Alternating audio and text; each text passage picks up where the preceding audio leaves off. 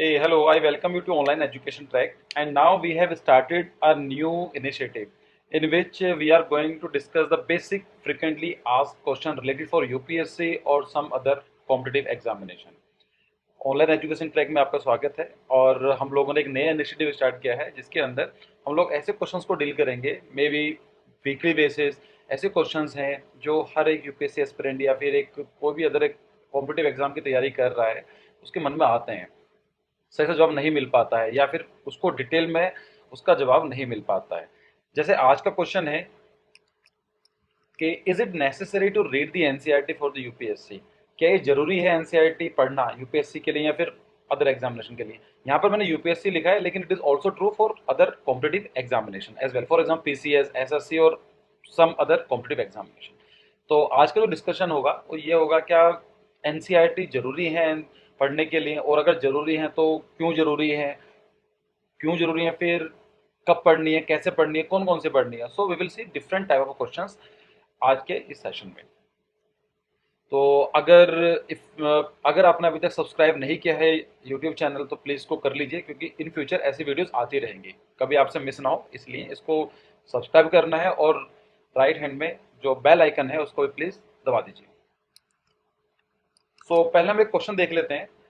This question came 2017, right to vote, sorry 2017 और maybe 2018, right to vote and to elect is in India is a. तो ये question था UPSC 2017-18 का question रहा है ये। डायरेक्टली क्वेश्चन आया हुआ था कि राइट टू वोट क्या है ये। It is a election. अगर हम लोग वोट करते हैं राइट टू वोट, तो इलेक्शन में क्या है, ये सब फंडामेंटल राइट है, ये नेचुरल राइट है, या फिर कॉन्स्टिट्यूशनल राइट है, या फिर लीगल राइट है।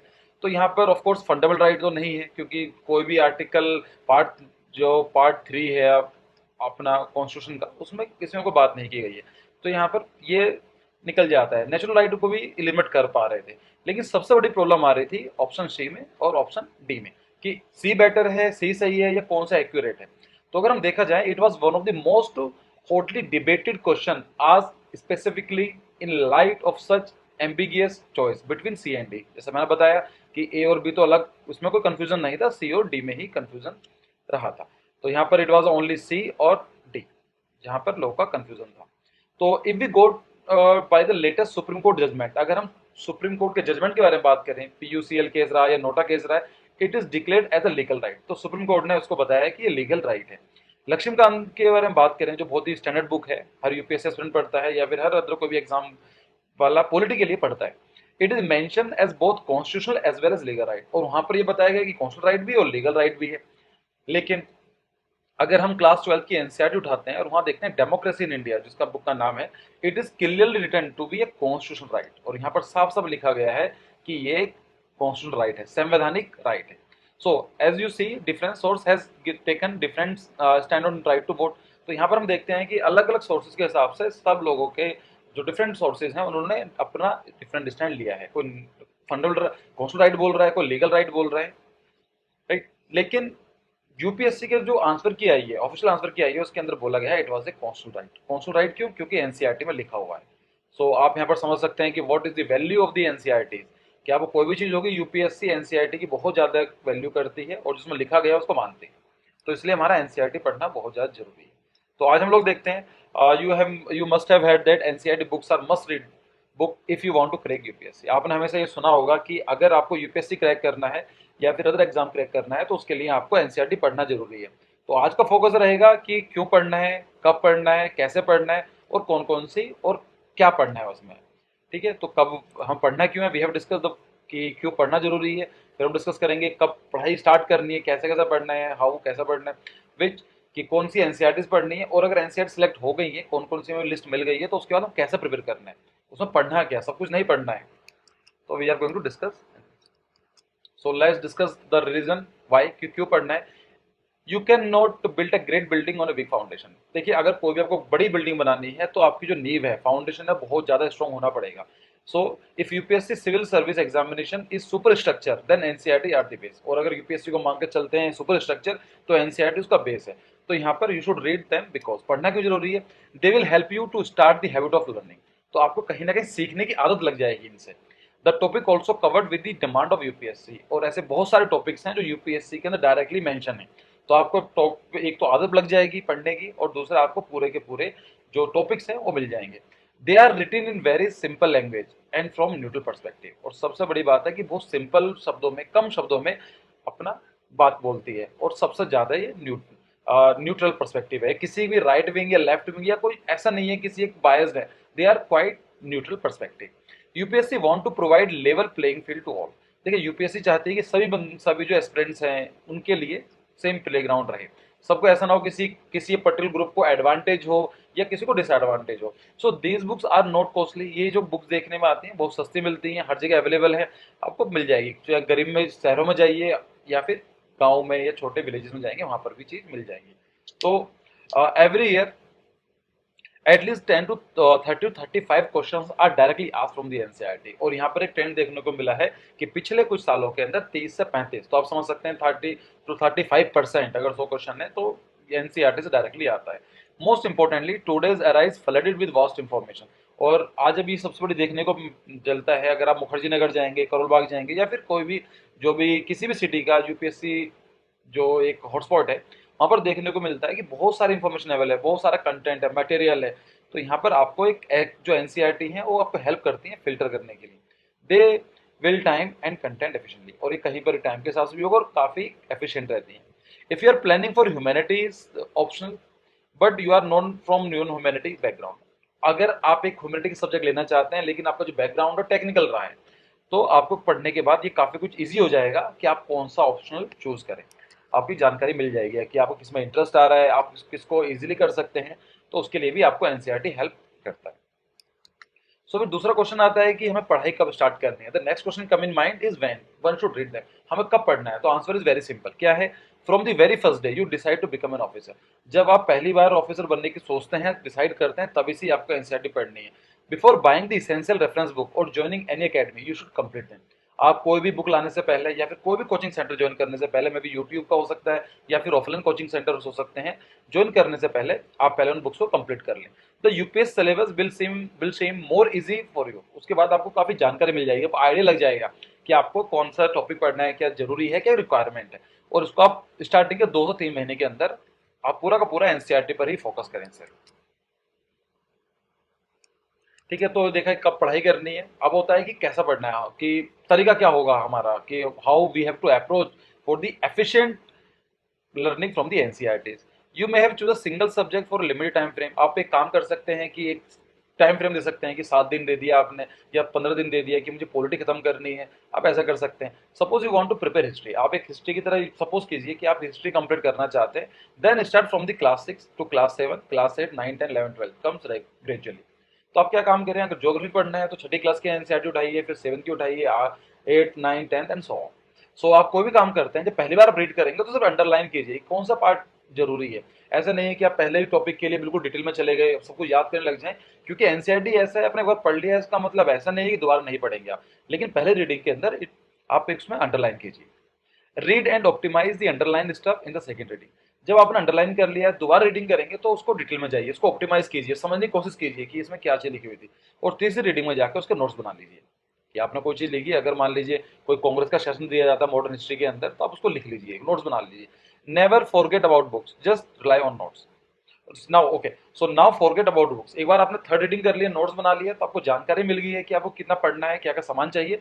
अब बुक को भूल जाइए और अपने जो नोट्स हैं उनको एनरिच कीजिए, उन्हीं से पढ़ाई कंप्लीट कीजिए, और उनको मंथली बेसिस पर रिवाइज करते रहिए। ऐसा नहीं है कि आपने एक बार पढ़ लिया फिर 1 साल के बाद आप पढ़ रहे हैं प्रीलिम्स से पहले, नहीं, जब भी टाइम मिलता है, मे भी 2 महीने बाद, 3 महीने बाद एक टाइम पीरियड लेते रहिए, क्योंकि एक बार आपने पढ़ लिया है तो रिविजन आपके लिए इतना मुश्किल नहीं होगा। After some revision you should reach such a standard that it will take only 4 to 5 hours to revise an entire subject from class to 6 12। एक बार आप नोट्स बना लिए हैं तो आपको 4 से 5 घंटे या फिर ऐसा मान सकते हैं कि 1 डे, अगर आप देखें मे भी इसको 6 से लेकर 10 घंटे भी करेंगे, आपको इस तरह से नोट बनाने हैं कि अगर आप चाहें तो उस सब्जेक्ट को एक दिन में रिवाइज कर सकते हैं, छठी क्लास से लेकर 12वीं क्लास की NCERT. So do not forget that it is not about completing the NCERT but remembering the key concept and facts for mains and preliminary respectively।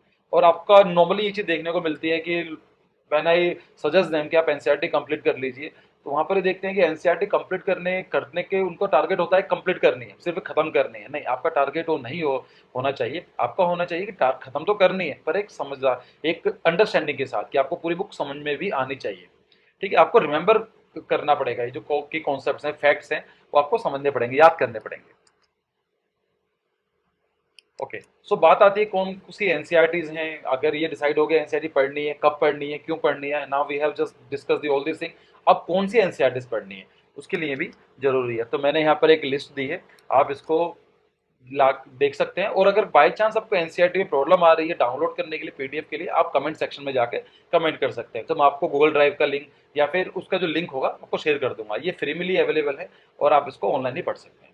तो अगर हम हिस्ट्री की बात करते हैं तो देखिए, हिस्ट्री के लिए सबसे जरूरी जो है वो है क्लास 12 की themes in Indian history, that is 3 books हैं उसकी, पार्ट 1, पार्ट 2, पार्ट 3, क्लास 12 की। तो आप यहाँ से जाकर एनसीईआरटी ले सकते हैं, मार्केट में जाकर खरीद लीजिए। इवन आई विल प्रीफर कि आप अगर मुझसे बोलेंगे तो मैं सजेस्ट यही करूंगा कि आप अफोर्ड कर सकते हैं तो आप मार्केट में जाइए और उनकी हार्ड कॉपी लेकर आ जाइए, क्योंकि ईजी होगा आपको अंडरलाइन करना, बार बार रिवाइज करने में आसानी होगी। एंड क्लास 12 की आती है मॉडर्न इंडिया आती है, ये ओल्ड सिलेबस की है, आप वहां से ले सकते हैं। और क्लास 11 की एनसीईआरटी आती है एंशियंट इंडिया, मेडावल इंडिया, ये पुराने ओल्ड सिलेबस की है, काफी मिल जाएगी। जो एंशियंट इंडिया है ये आर एस शर्मा की है, और ये जो मेडावल इंडिया है ये बिपिन चंद्रा जी की।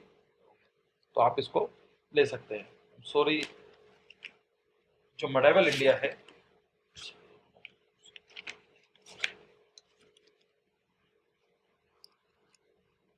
Now comes to the next thing, art and culture. तो आर्ट एंड कल्चर के लिए 11th क्लास की एनसीईआरटी आती है, an introduction to Indian art, जो देखने में इस तरह से होगी। मैंने स्क्रीनशॉट भी डाल दी है सो दैट कि आपको इजी हो जाए रिकॉग्नाइज करने के लिए। तो आप वाली बुक मार्केट में जाकर ले सकते हैं।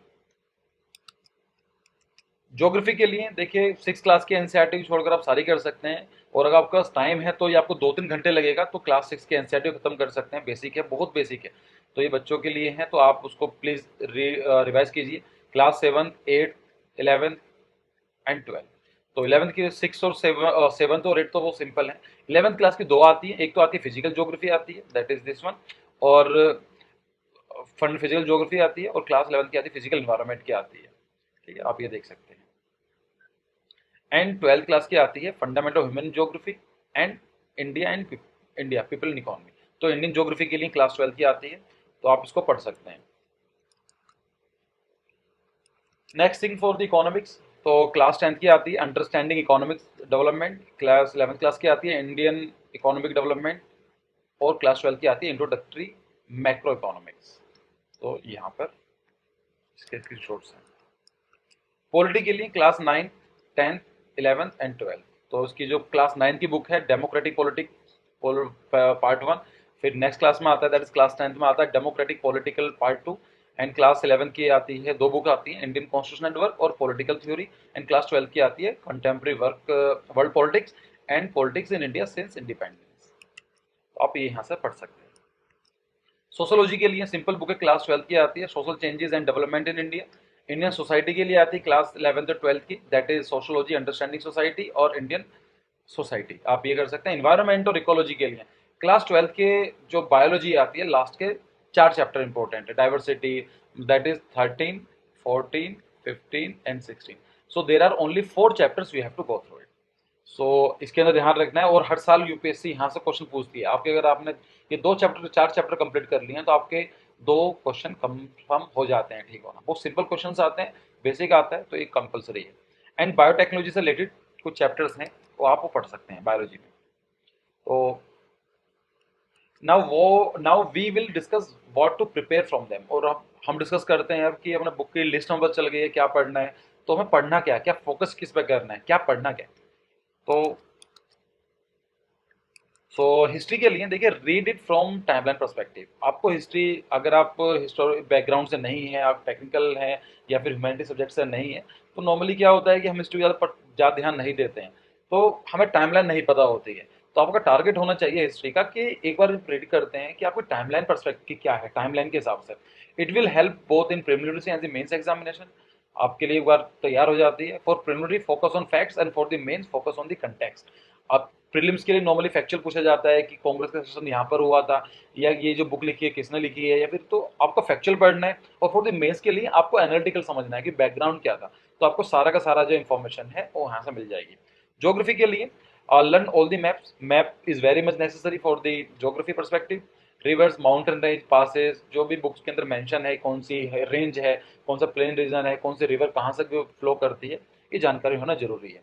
आर्ट एंड कल्चर के लिए तो 11th स्टैंडर्ड की जो बुक है it is very important for the GS paper 1। तो जीएस पेपर 1 आता है तो आप उसके लिए directly art and culture syllabus mention है।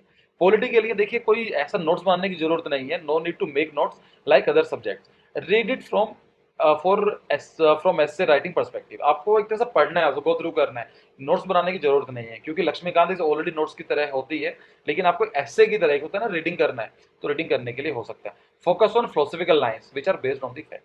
आपको सिर्फ कंटेक्स्ट जानकारी होना बहुत जरूरी है कि फिलोसफिकल बेस क्या रहा है उस टाइम का, क्या है। सोशोलॉजी के लिए it will give you the basic idea of understanding the current dynamic of Indian society. ये आपको जानकारी देगा कि इंडिया की सोसाइटी में कैसे चेंजेस आ रहे हैं। Also read according to social issues mention in main syllabus, और जो मेंस का सिलेबस है उसके अंदर क्या क्या सोशल इशूज हैं उसको अभी डिस्कस करना है। Given preference to the section related to women, children, class, caste and other deprive section. तो यूपीएससी का फोकस रहता ही है वुमेन्स के ऊपर, चिल्ड्रंस के ऊपर, कास्टिज्म के ऊपर, क्लास के ऊपर, या फिर जो भी ऐसी सोसाइटी है जिनको डिसएडवांटेज फॉर्म में रहते हैं या फिर रिसीविंग एंड में रहते हैं, गरीब लोग हो गए, पुअर लोग हो गए, उनके बारे में यूपीएससी कंसर्न रहती है। इन्वायरमेंट और बायोलॉजी के लिए एवरी ईयर ऑन एवरेज 10 से 12 क्वेश्चन पूछे जाते हैं इस एरिया से, but you have link them with current trend around the world. लेकिन आप इसका मतलब ये नहीं है कि बिल्कुल ऐसे टॉपिक पढ़ रहे हैं जो आउटडेटेड हो चुके हैं, जो करंट में है उनको करंट का इंपॉर्टेंट पॉइंट रहता है। So this was the end of the video, and if you like, then please for don't forget to like, comment, and please subscribe and hit the bell icon. और आप comment section में बता सकते हैं कि next topic किस में चाहते हैं, क्या डिस्कस करना चाहते हैं। अगर आपको हमारा एक वर्क पसंद आ रहा है तो प्लीज़ इसको लाइक कीजिए, सो दैट कि हमें मोटिवेट करे और नए नए कंटेंट्स लाने के लिए। आपके सजेशंस के लिए मुझे इंतजार है। अगर आप कुछ भी चाहते हैं, कुछ भी किसी भी तरीके से हमसे कोऑर्डिनेट करना चाहते हैं, आप प्लीज़ नीचे कमेंट सेक्शन में जाकर कमेंट कर सकते हैं। Thanks Q for the joining.